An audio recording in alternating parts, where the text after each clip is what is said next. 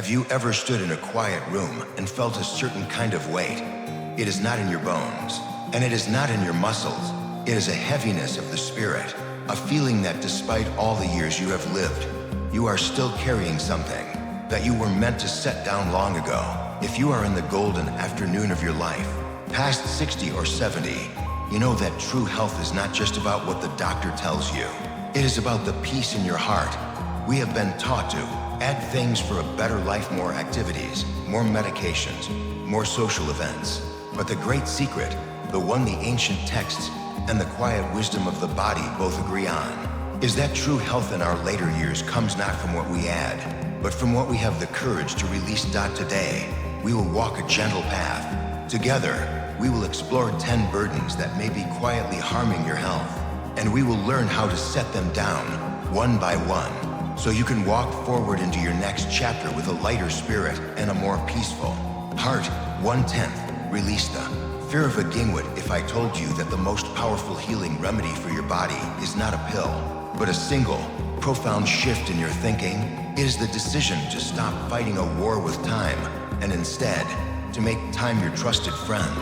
Our culture teaches us to see a wrinkle as a flaw, a gray hair as a surrender. This is a sickness of the mind, and it creates a constant state of low-grade stress in the body, a state of disease. I often walk in a forest near my home, and there is a great, ancient oak tree there. Its bark is a tapestry of deep lines and rugged textures. A child might see it as old and wrinkled, but I see its strength. Every line is a record of a storm it has weathered, a drought it has survived, a season it has graced. The tree is not weak because of its age. It is magnificent because of it. Your body is the same. Those lines on your face are the story of your laughter and your tears. The silver in your hair is the moonlight of your wisdom. To fear these things is to fear your own strength.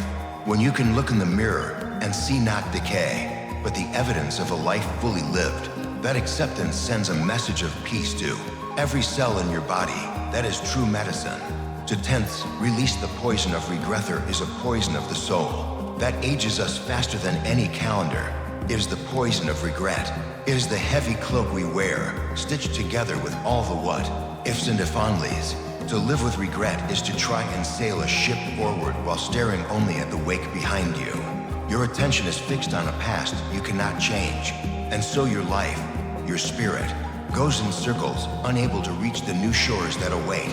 I once knew a man who was haunted by a business decision he made 40 years prior. It colored every conversation, every holiday. He was living in a ghost story. True healing began for him not with forgetting, but with a simple ritual. He wrote down everything he regretted on a piece of paper. He sat with it, read it aloud, and then he did something remarkable. He thanked the memory. He said, "Thank you for the lesson you taught me about caution. Thank you for the humility you gave me." Then he safely burned the paper, not as an act of erasure, but as an act of release. He let the smoke carry the burden away. What part of your past are you allowing to be the captain of your present? Forgiving yourself is not about condoning a mistake. It is about revoking its power to harm you today. 3/10, let go of expecting others to make you happy. In our youth, we often look to others to fill our cup. We wait for a spouse, a child, or a friend to pour in the happiness we seek. But as we gain wisdom, we must learn to become our own wellspring. To expect another person to be the source of your joy is to give them a burden they cannot possibly carry, and to leave yourself in a constant state of thirst. This is a profound act of reclaiming your health. When you are waiting, you are passive. You are a patient, waiting for a cure from the outside. But when you take responsibility for your own joy, you become the healer. I think of a woman I knew who felt lonely, always waiting by the phone for her children to call. Her days were long and gray. Then, one day, she decided to stop waiting and start creating. She bought a few pots and planted tomatoes on her balcony. She joined a group that walked in the park every morning. She wasn't doing it to attract attention. She was doing it to cultivate her own well-being. And a funny thing happened. Her joy, this light that she was creating herself, made her shine. Her children began to call more, not out of obligation, but because they were drawn to her warmth. Do not outsource your peace. You have the power to create it right here, right now. For 10, release the need for a specific outcome of this is a deeper practice, and it is one of the most powerful forms of medicine for the soul. We live our lives clinging to expectations. We want a health diagnosis to be a certain thing, a conversation to go a certain way, our retirement to look a specific way. This attachment to a single, desired outcome is the root of so much of our anxiety. It is like holding your breath, waiting. The body cannot heal when it is holding its breath. Think of a master gardener. She prepares the soil, plants the seed, provides water and sun. She does everything in her power to create the conditions for growth. But she does not stand over the seedling screaming, "Grow faster. Why don't you have a flower yet?" She tends, she trusts, and she finds peace in the process itself. She detaches from the outcome. We must learn to do this with our lives. Tend to your health, eat well, walk, be kind. But then, release your anxious grip on the results. Trust the wisdom of your body and the flow of your life. Peace is found not in controlling the future, but in gracefully participating in the present, whatever it may bring. 5/10. Practice loving detachment from toxic relationships. We're taught that our capacity to love is endless, and it is. But our energy, our life force, is finite. In our later years, protecting this energy is a sacred duty to our own health. Some relationships, even with family, can be like a slow leak in a tire. They constantly drain your spirit, your peace, and your vitality with criticism, chaos, or negativity. To create distance from such a dynamic is not an act of punishment. It is an act of loving detachment. It is saying, "I love you, but I must love you from a distance where you can no longer harm my inner peace." This is not about cutting people off in anger, but about creating healthy boundaries out of wisdom and self-preservation. Think of it as spiritual hygiene. We wash our hands to keep from getting sick. We must also cleanse our inner circle to keep our spirits from getting sick. You have the right to a peaceful heart. Your peace is a treasure, and you are its guardian. 6/10. Declutter your life. To declutter your mind, take a slow look around the room you are in.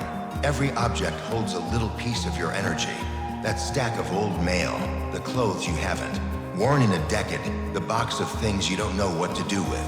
We think it's just stuff, but it's not.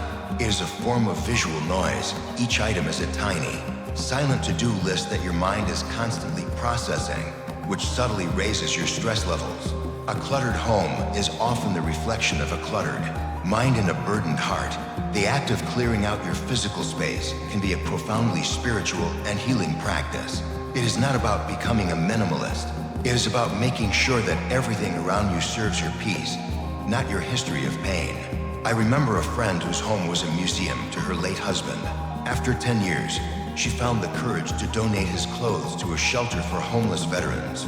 The act was difficult, but she said afterward that it felt like she could finally breathe in her own home. She honored his memory by turning his old things into a blessing for others. And in doing so, she freed herself. Clearing your space makes room for your soul to breathe. 7/10. Stop comparing your season to theirs in our hyper-connected world. It is so easy to look at the lives of others, especially the young. We see their energy, their ambition, their smooth skin, and it can plant a seed of dissatisfaction in our own hearts. But this is like an ancient, magnificent redwood tree comparing itself to a spring wildflower. Both are beautiful, but they are in different seasons, serving different purposes. The wildflower's purpose is a brief, vibrant burst of color. The redwood's purpose is to stand tall, to provide shelter, to hold the wisdom of the ages in its very rings. Your season of life, your 70s, 80s, or beyond, has a beauty and a power that youth cannot comprehend. You have a depth of experience, a resilience forged in fire, a quiet wisdom that is its own form of strength. The only time, the ancient proverb says, to look in your neighbor's bowl is to see if they have enough. Look upon the young with love and compassion, remembering your own journey. But do not compare. You are not falling behind. You are the mountain they are still climbing. 8/10. Let go of the busy badge of honor. Society is afflicted with what I call hurry sickness. We have come to believe that a full calendar is a sign of a full life. We wear our busyness as a badge of honor, as proof that we are important and needed. But the body knows a different truth.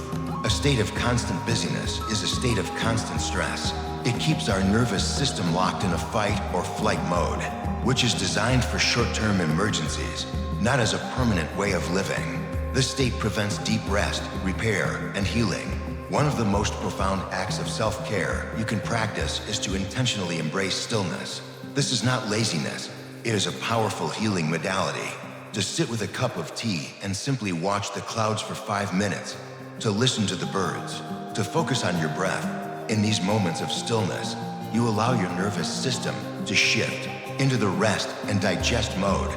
This is where the body repairs tissue, the mind processes information, and the soul finds its center. Let go of the need to be busy. Choose to be present instead. Your health will thank you. 9/10. Release the belief that you have nothing to learn the moment we believe we are finished. Learning is the moment the mind begins to stagnate. And a stagnant mind is the enemy of a healthy brain. The human brain has a miraculous ability called neuroplasticity, the ability to form new connections and pathways at any age. Learning something new is like taking your brain to the gym. It keeps it flexible, resilient, and strong. It does not matter what you learn. It can be how to use a tablet to video chat with your grandchildren. It could be learning to identify the birds in your backyard. It could be reading about a period in history you know nothing about. Each new piece of information, each new skill, builds new bridges in your brain. This mental vitality is directly connected to your emotional and physical health. You have lived through so much change. You have so much wisdom. But your journey as a student of life is never over. Stay curious. An open mind is a healthy mind, and a curious soul is forever young. 10/10. Throw away the lie that it is too late to off all the burdens we carry. This may be the heaviest, because it closes the door to all possibility. The thought, it's too late. It is a lie whispered by your fears. It is not too late. It is not too late to say I'm sorry or I love you. It is not too late to start a new habit, to write your story, to paint a picture, to plant a garden. Think of your life not as a book that is almost at its final page, but as a vast and beautiful garden. Even in the late autumn of the year, a gardener does some of their most important work. They plant the bulbs that will lie dormant through the winter, ready to burst forth as the crocuses and daffodils of the spring. The actions you take today, the love you give, the forgiveness you grant, the new thing you dare to try, these are the bulbs you are planting right now for the seasons of peace and joy that are still to come. Your story is not over. You are still holding the pen. So, my dear friend, if you feel that weight of the spirit, let this be your gentle permission to set it down. Let go of the fear, the regret, the clutter, the lies, and the expectations. You are not done. You are not fading. You are becoming lighter. You are becoming freer. You are becoming more truly yourself. What is one burden you feel ready to set down after hearing this today? I would be honored to read your thoughts in the comments below. And if this message touched your heart, please subscribe to the channel so we can continue to walk this path together. Be well.